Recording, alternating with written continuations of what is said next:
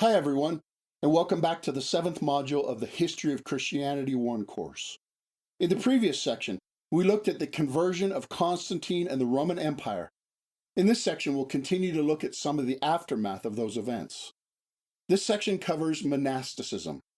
We'll cover early monasticism and medieval monasticism. You've already been exposed to early monasticism from what you've read in your textbook, but the assigned reading has not yet covered medieval monasticism. But we'll try to cover it all in one session and to learn some insights from all of it to apply to us today. We will separate early monasticism and medieval monasticism because they are different and separated by centuries, but we'll look at them both in this one section, even though they're separated in time, because they are very similar in concept and intention. We'll look at the good and the bad that resulted from monasticism and try to learn from their lessons. And let's start with the timeline. Monasticism started in the late 200s AD with people like Anthony in Egypt, and some form of monasticism continues until today. For this section, I've broken it down into early and medieval monasticism.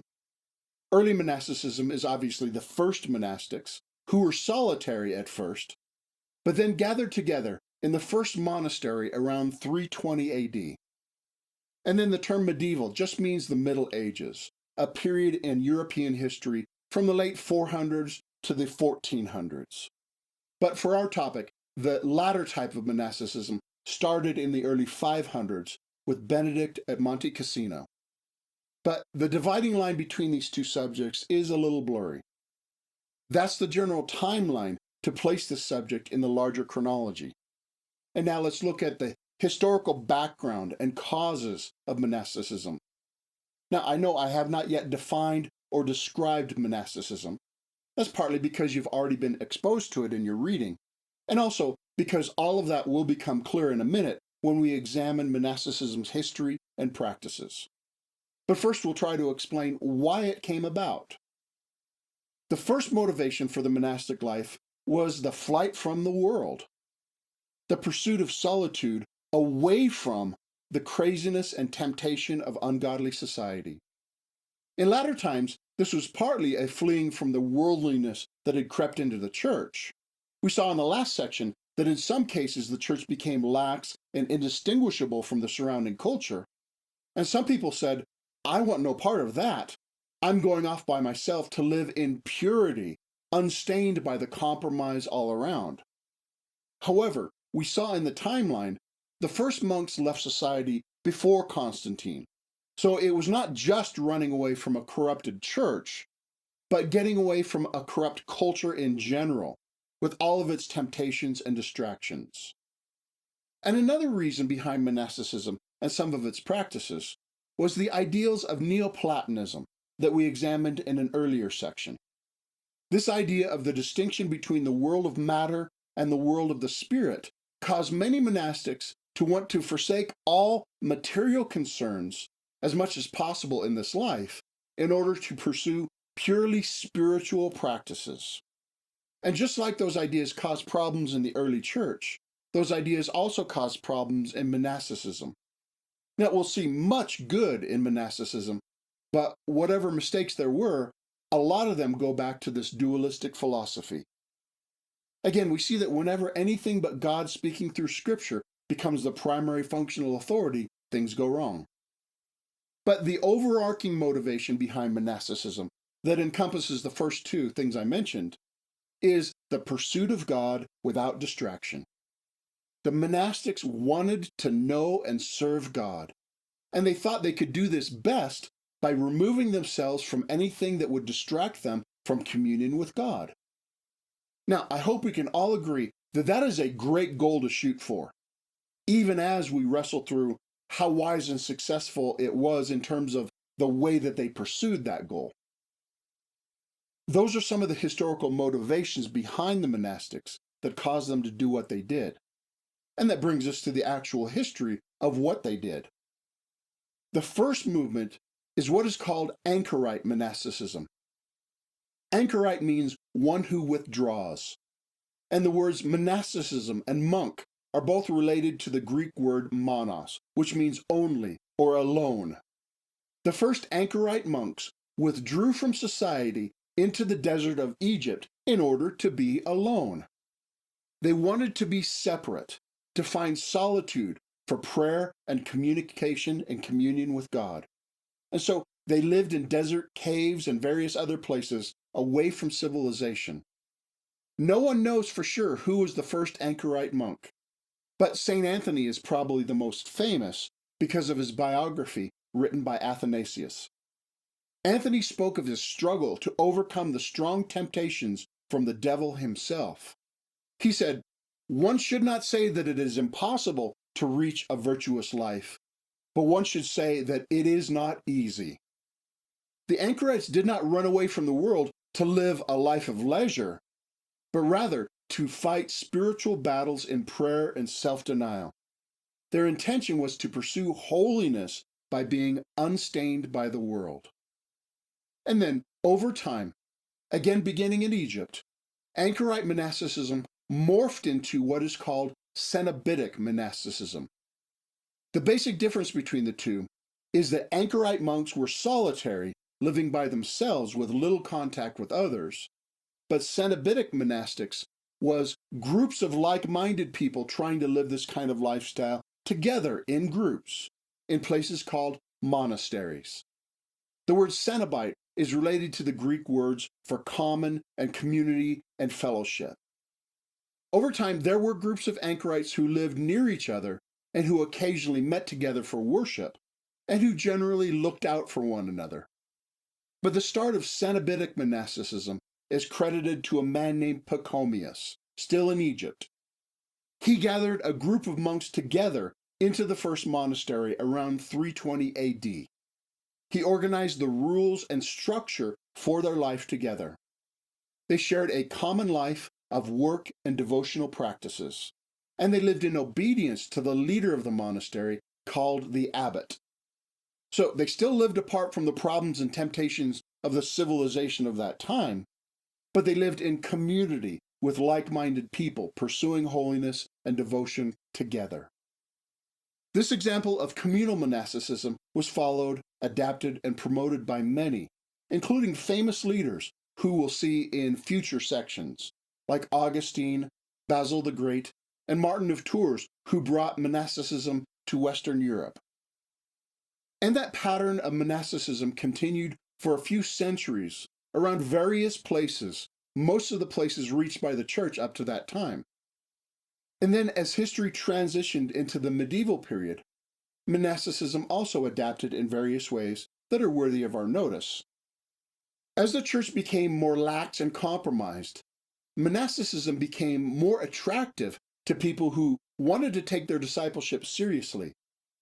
And then after the city of Rome was conquered in the 400s, and the Western Roman Empire basically ceased, monasticism became a stabilizing factor in a society that was in turmoil.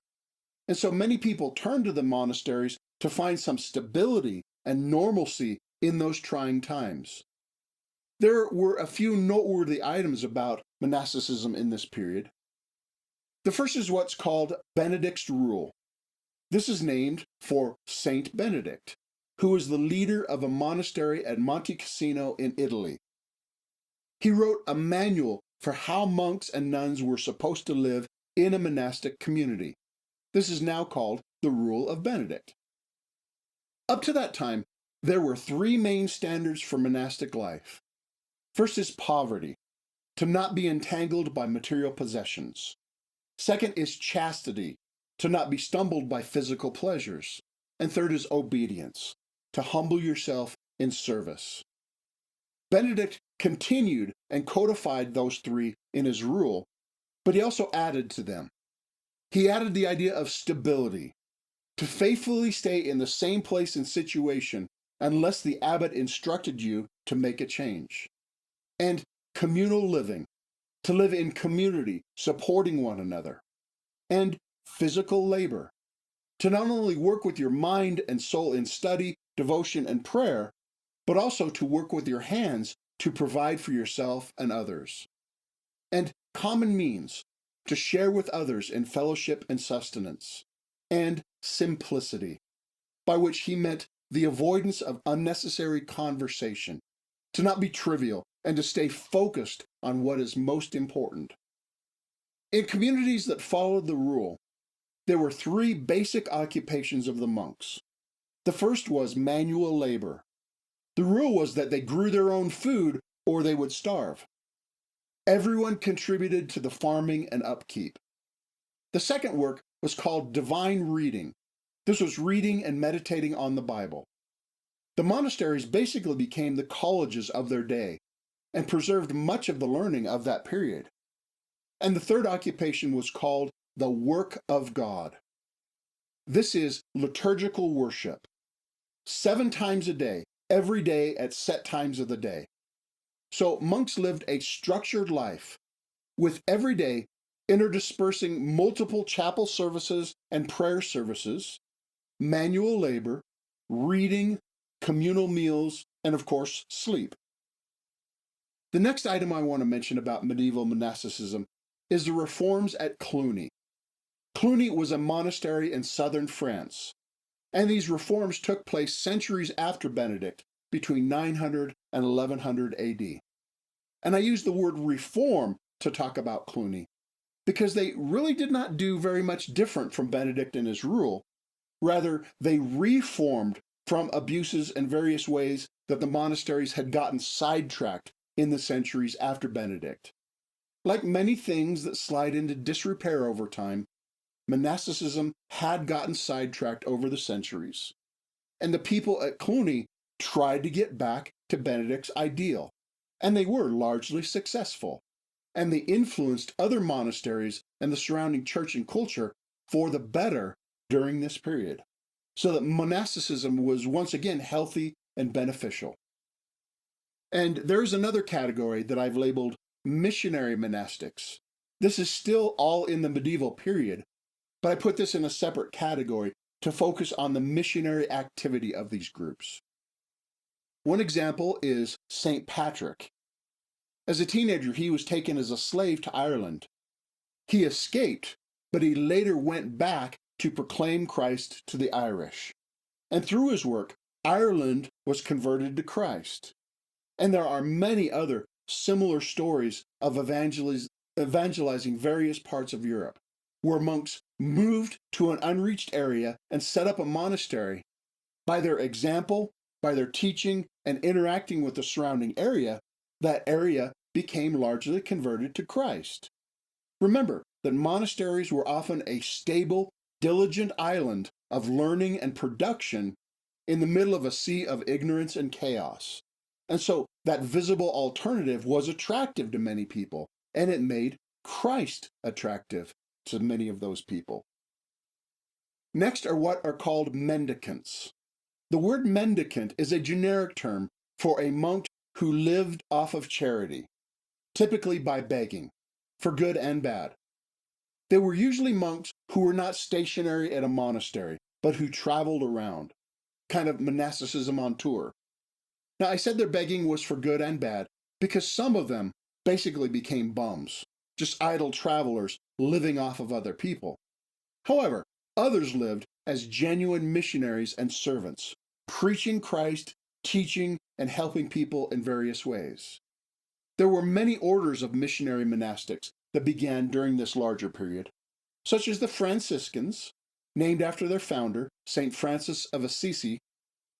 Franciscans were mendicants, and Francis preached poverty as the highest ideal of monastic life. Francis was kind of enamored with poverty. He even discouraged book ownership because he didn't like ownership of any kind, which led Franciscans to not value or excel in learning. And he regularly preached against any kind of wealth. In contrast was the Dominican order, started by Dominic, because Dominicans were preaching monks. Study and theology were emphasized. They were kind of a hybrid between stable and traveling monks. They lived in settled monasteries until they were given an assignment to go wherever they were needed to preach and teach, both to unreached areas and also to areas that just needed further instruction. And there is the Jesuit order. This was started by Ignatius of Loyola. He was a soldier before he turned to the priesthood. And the ideal of Jesuits was to be soldiers for Christ, not in actual physical combat, but in proclaiming and promoting the cause of Christ around the world. The Jesuit order sent missionaries to the New World, to India, China, and Japan, etc., as we'll see in a later section. Now, in all these periods, and basically parallel to all that we've seen, there was also female monasticism. Their communities were called convents, and their participants were called nuns. Because one of the ideals of monasticism was celibacy, male and female monastics lived completely separately. So convents were all female with female leadership, and monasteries were all male with male leadership. So, what can we learn from the history of monasticism? How shall we evaluate what happened? Let's start by evaluating the ideals of monasticism and by comparing them with Scripture. First is the ideal of celibacy. Now, of course, sexual sin is a danger, and fighting against it is good. We need to know this in our culture. And Jesus never married, and apparently neither did Paul. Paul even taught that he wished people could be single like him in order to concentrate on ministry without the cares of taking care of a spouse. However, Paul also said that it is better to marry than to burn with lust. And Jesus said that not everyone is gifted to live in celibacy. And the Bible clearly celebrates marriage and sex within marriage as God's good gifts. So if you look more closely, the reason the monastics idealized celibacy was influenced more by Neoplatonism's disdain for material realities than by scriptural teaching. Celibacy is one good option for Christians, but to make it the ideal is to distort Christianity. And this caused many unnecessary problems for monastics, who spent more time and energy fighting this kind of temptation than was necessary. See, you can move to the desert, but your sex drive goes with you. It's part of the way that God made humans. And God has also given a good, godly way to express that part of our nature to his glory. But mandated celibacy takes away that legitimate option. And we could raise the same kind of criticism against the ideal of asceticism. Yes, the Christian life calls for self-denial, but the level of self-denial they practiced was also influenced more by Neoplatonism than by Christ. Some whipped themselves or lived their entire lives on the top of a pillar. Again, God's good world was given to us for us to enjoy in moderation in the right manner, and we're not created to live without any material pleasures. Paul also taught that these kind of practices, though they seem wise, actually are not able to lead us to holiness and restrain evil by themselves. Rather, they often lead us to a legalistic mindset that focuses more on what we do and don't do than on what Christ has done on our behalf.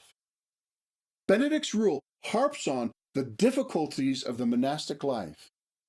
In instructing candidates who want to become monks, it says, all the harshness and roughness of the means through which God is approached shall be told him in advance.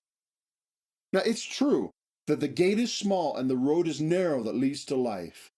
And Jesus told us to count the cost and take up our cross. But Jesus also said that his yoke is easy and his burden is light. And the idea that the means to approach God are rough and harsh, that needs to be countered with the truth that we approach God solely by faith through Christ and not by our works.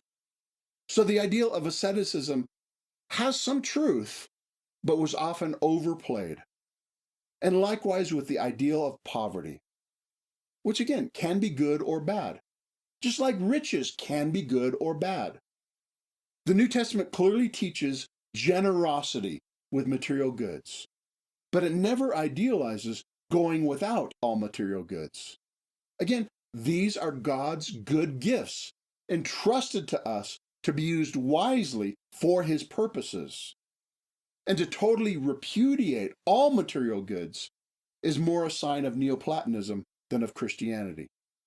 The monastics go beyond what the Bible says in their insistence on poverty as ideal. Yes, Jesus told the young ruler to sell his possessions and to give to the poor, but he said that because his riches were the idol that kept him from following Christ. I think Jesus did not intend that to be a blanket command for all Christians.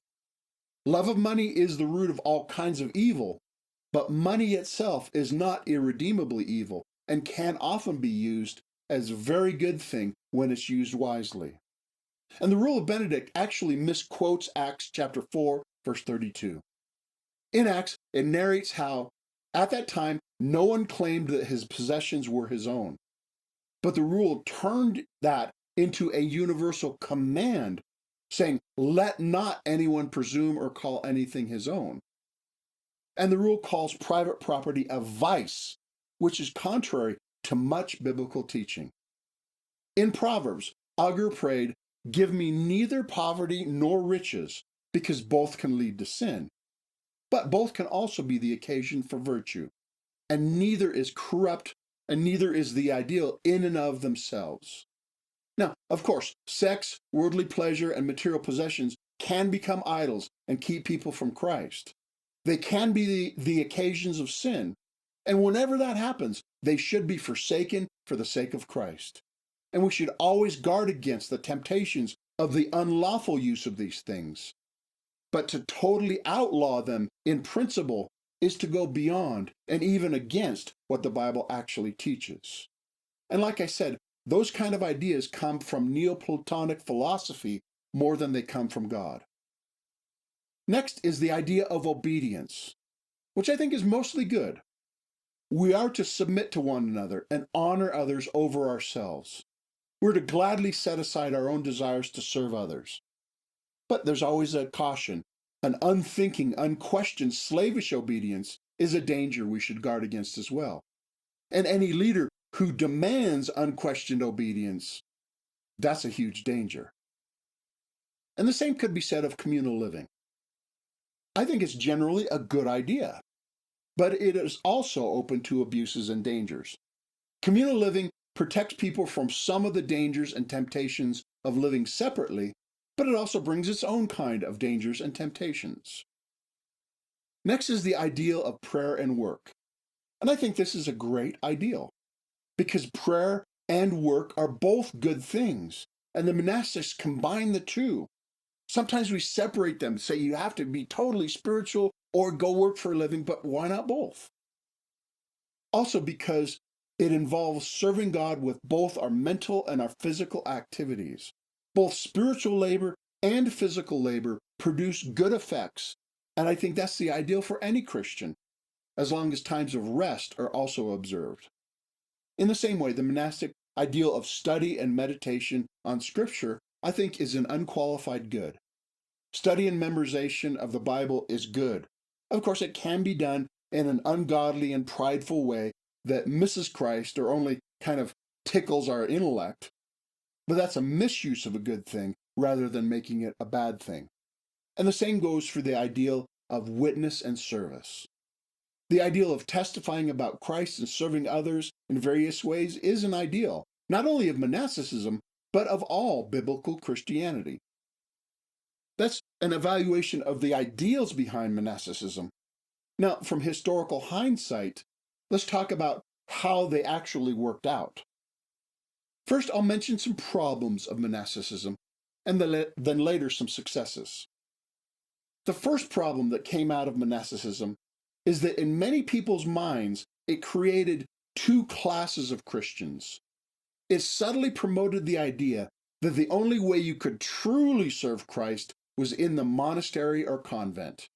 And in many cases, it effectively denied that you could serve Christ on the farm or in the marketplace or in the home. It tended to breed an arrogant attitude of being a superhero for Christ, a better than others mentality. Now, of course, that mentality wasn't necessary, and not everyone fell for it, but inherent in the monastic idea was a push in that direction. And second, there were problems that came from the monastics running away from the world.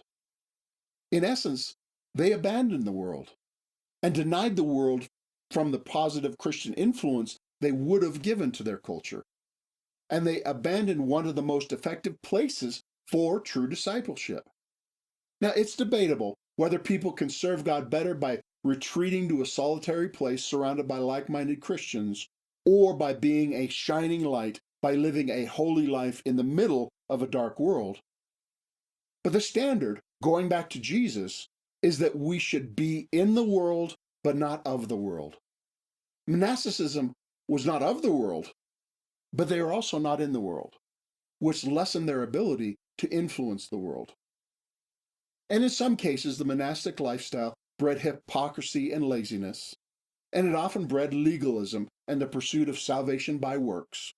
But it would be unfair to think that these things were dangers and realities only in monasticism, any more than this is a danger and a reality in any type of attempt to live for Christ.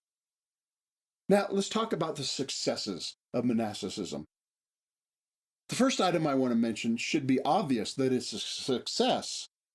It's that monasticism took Christianity seriously, and they believed and acted as if a person's entire life should be given in service to Christ. Monasticism often spoke in military or athletic terms, that they were soldiers or athletes for Christ, training and fighting the good fight against evil and overcoming through struggle and hard work. In other words, they took discipleship very seriously and ordered all of their actions around this goal. And the modern church certainly could use much more of this kind of attitude and action. Next, monasticism preserved learning and stability in crazy times. While everything around was changing and unreliable, the monastic life was ordered and stable. And through the emphasis on prayer and study, which includes the disciplined copying of books, the monasteries preserved much of the learning of the earlier times, as well as adding to their own scholarship. Remember, the monasteries were the main schools of their time.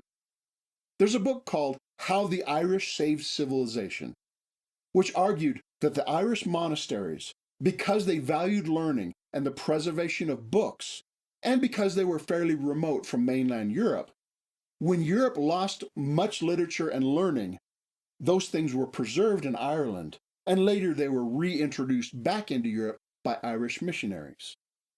And a recent book called The Benedict Option argues that because so many of our cultural institutions are failing, the church can build alternate, parallel institutions separate from this diseased culture in order to preserve Christian sanity in the middle of an insane world, and to preserve islands of freedom and virtue in opposition to the tyranny and wickedness around us.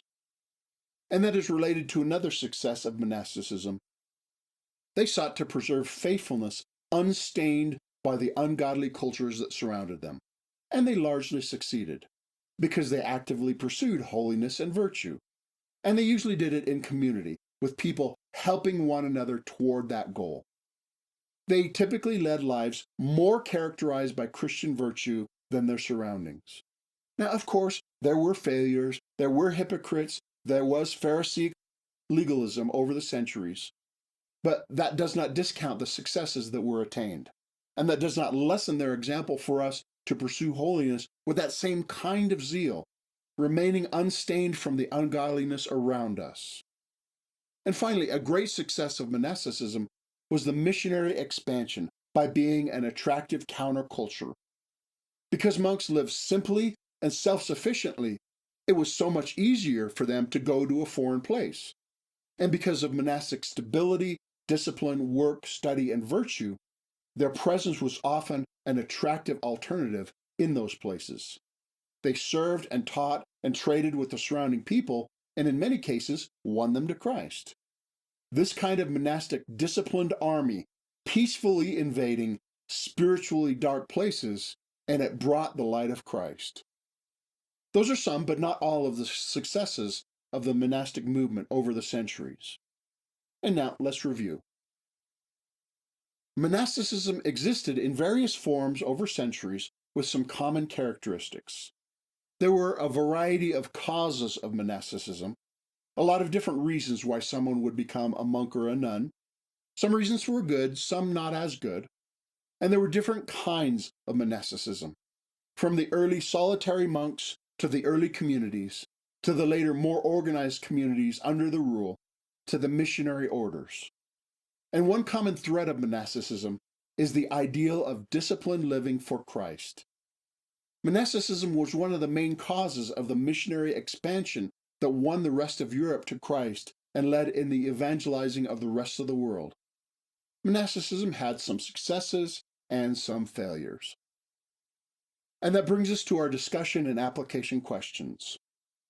First, what are the good things about monasticism which we should imitate today? Describe what good things you've learned about monasticism. What were their attitudes? What were their practices? What about them makes you think that those were good? What principles can we learn from their attitudes and actions?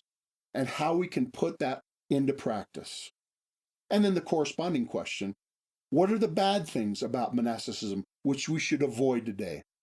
Describe the mistakes in monasticism you've learned about. What were the attitudes and reasons behind their mistakes? What were the dangerous or unfruitful practices? What principles have you learned from their mistakes? And how can you guard against them in your own life and ministry? Next, how can we be separate from the world, yet still part of it?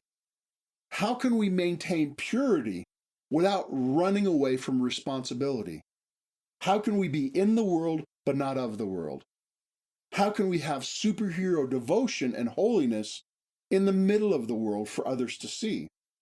How can we avoid being sucked into the ungodly mindset of the culture around us, yet still be engaged as salt and light to hold back that decay? How can we be a counterculture without becoming an inbred ghetto only concerned with our own issues and welfare? How can the church be separate and stand against the world while at the same time engaging the world and being a benefit to the world? And finally, what else did you learn? And how does it apply in your own life and in current society? All right, here's where I will pause for discussion. Feel free to take as much time as you need to think through and talk about these issues and questions. And then when you're ready, come back and we'll look at some guiding principles from this section. So pause the video now.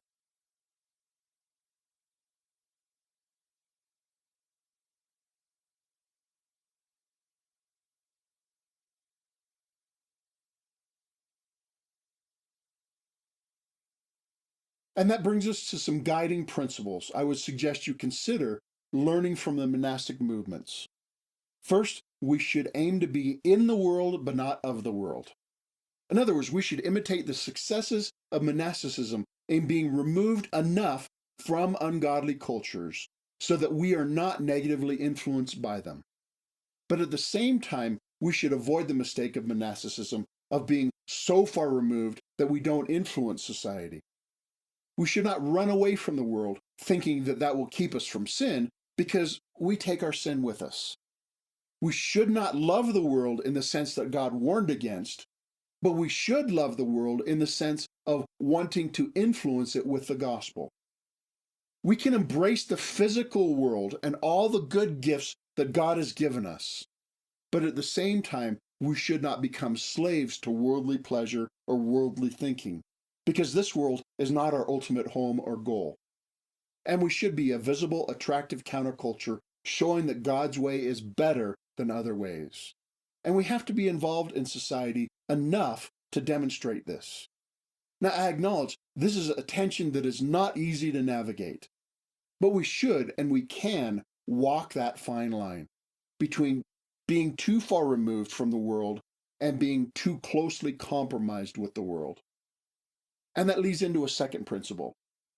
We should reject unhealthy asceticism, but rather embrace Christian discipline. Asceticism based on Neoplatonic assumptions does not work, because the body is not the problem. The material world is not the problem.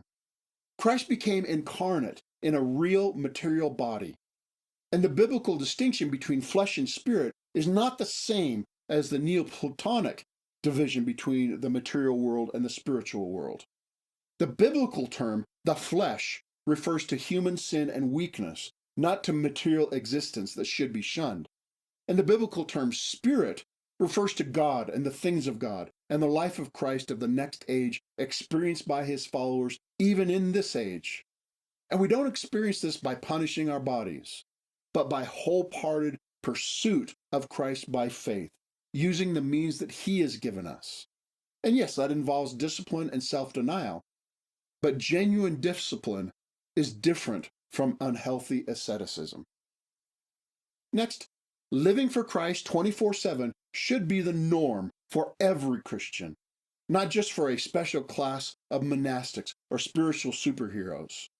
Of course, that does not mean that we should live the exact same ordered life of regular prayer, worship, and work that the monastics did.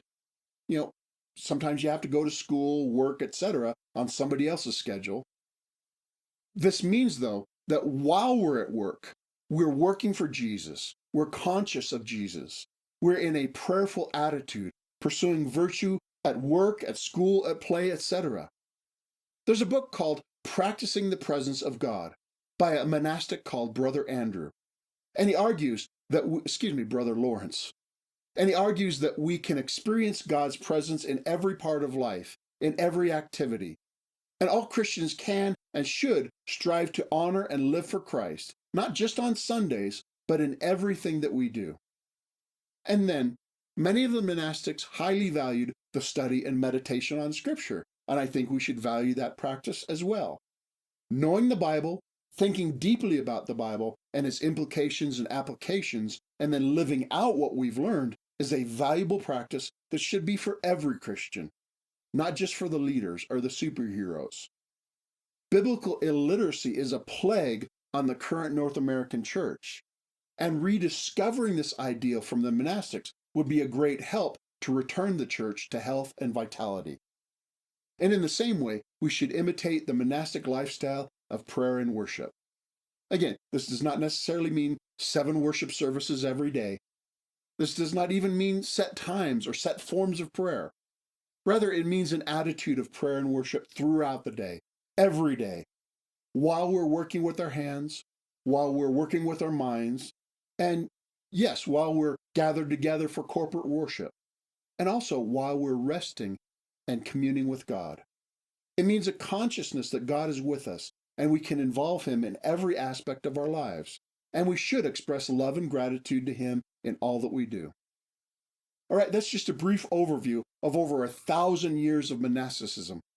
Obviously, there's so much more that could have been covered, but I hope this gives you a decent introduction that will serve you if you decide to go more in depth at a later time. And I hope this is giving you some vision of how your own discipleship can in some ways more resemble a warrior or athlete for Christ, without necessarily becoming a hermit. And I pray God motivates you through the insights that you can get from the monastics and leads you in ways you can pursue him more fervently. In the next section, we'll look at a variety of controversies, heresies, and the orthodox conclusions that came out of that time period. And I hope to see you there. Thanks for watching.